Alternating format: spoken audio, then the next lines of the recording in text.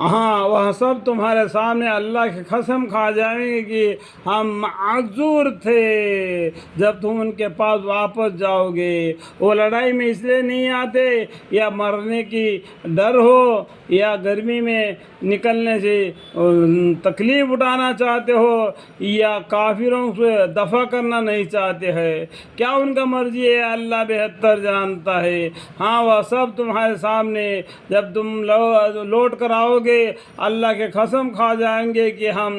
معذور تھے جب ان کے پاس واپس جاؤ گے، تاکہ تم ان کو ان کے حالت پر چھوڑ دو تو تم ان کو ان کی حالت پر چھوڑ دو۔ وہ لوگ بالکل گندے ہیں اور آخر میں ان کا ٹھکانہ دوزخ ہے۔ ان کاموں کے بدلے میں جو کچھ وہ نفاق و خلاف وغیرہ کیا کرتے تھے۔ نفاق کا مطلب کیا ہے؟ دل میں گندگی رکھنا، شک رکھنا، وہ خلاف اسلام کے خلاف وغیرہ کیا کرتے تھے۔ یہ اس لیے قسمیں کھائیں گے کہ تم ان سے راضی ہو جاوے، تو اگر تم ان سے راضی بھی ہو جائے تو ان کو کیا نفع، کیونکہ اللہ تو ایسے شریف لوگوں سے راضی نہیں ہوتا۔ پیغمبر صلی اللہ علیہ وسلم سے کہتے اللہ تعالیٰ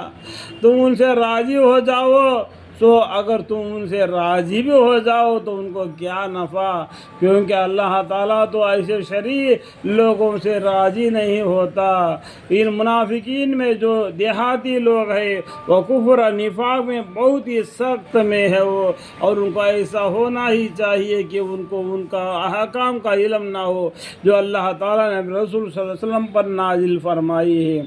اللہ تعالیٰ بڑے علم والے، بڑے حکمت والے ہیں، اور ان دیہاتیوں میں سے باجے ایسا ہے کہ جو کچھ وہ خرچہ کرتا ہے اس کو جرمانہ سمجھتا ہے، اور تو مسلمانوں کے واسطے زمانے کے گردشوں کا منتظر رہتا ہے۔ برا وقت انہی منافقوں پر پڑنے والا ہے۔ اللہ تعالیٰ سنتے ہیں، جانتے ہیں، اور باز اہل دیہاتی ایسے بھی ہے جو اللہ پر اور قیامت کے دن پر پورا ایمان رکھتے ہیں، اور جو کچھ خرچہ کرتے ہیں اس کو عند اللہ قربت حاصل کرنے کے ذریعہ اور رسول صلی اللہ علیہ وسلم کی دعا کا ذریعہ بناتے ہیں۔ یاد رکھو کہ ان کا یہ خرچہ کرنا بے شک ان کے لیے موجبی قربت ہے، ضرور ان کا اللہ تعالیٰ اپنی رحمت میں داخل کر لیں گے۔ الحمدللہ اللہ تعالیٰ بڑے مغفرت والے، بڑے رحمت والے ہیں، اور جو محضرین اور انصار ایمان لانے میں سب سے سابق اور مقدم ہے، اور باقی امت میں جتنے اخلاص کے ساتھ ان کے پیروی ہے، اللہ ان سب سے راضی ہو، اور وہ سب اسے یعنی اللہ سے راضی ہو، اور اس نے یعنی اللہ تعالیٰ نے ان کے لیے ایسے باغ مہیا کر رکھی ہے جن کے نیچے نہریں جاری ہوں گی، جن وہ ہمیشہ رہیں گے، اور یہ بڑی کامیابی ہے۔ اور کچھ تمہارے گرد پیش والے دیہاتیوں میں اور کچھ مدینہ والوں میں ایسے منافق ہے کہ نفاق کی حد کمال پر پہنچے ہوئے ہیں کہ آپ بھی ان کو نہیں جانتے کہ یہ منافق ہے، بس ان کو ہم ہی جانتے ہیں، دیکھو اللہ تعالیٰ ہی جانتے ہیں۔ اور کچھ تمہارے گرد پیش والے دیہاتیوں میں اور کچھ مدینہ والوں میں ایسے منافق ہے کہ نفاق کی حد کمال پر پہنچے ہوئے کہ آپ بھی ان کو نہیں جانتے کہ یہ منافق ہے، پس ان کو ہم ہی جانتے ہیں ہم ان کو۔ اور منافقون آخر سے پہلے بھی دوہرا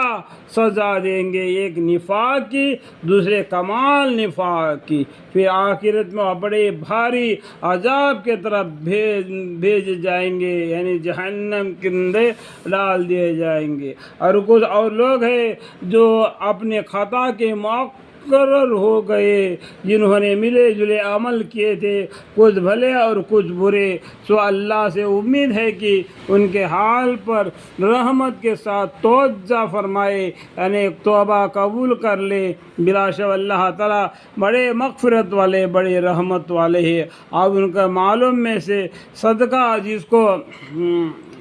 یہ لائے ہیں لے لیجئے، جس کے لینے کے ذریعہ سے آپ ان کو گناہ کی آثار سے پاک و صاف کر دیں گے، اور ان کی دعا کیجئے، بلا شک آپ کی دعا ان کے لیے موجب اطمینان قلب ہے، اور اللہ تعالیٰ ان کے اعتراف کو خوب سنتے ہیں اور ان کے ندامت کو خوب جانتے ہیں۔ کیا ان کو یہ خبر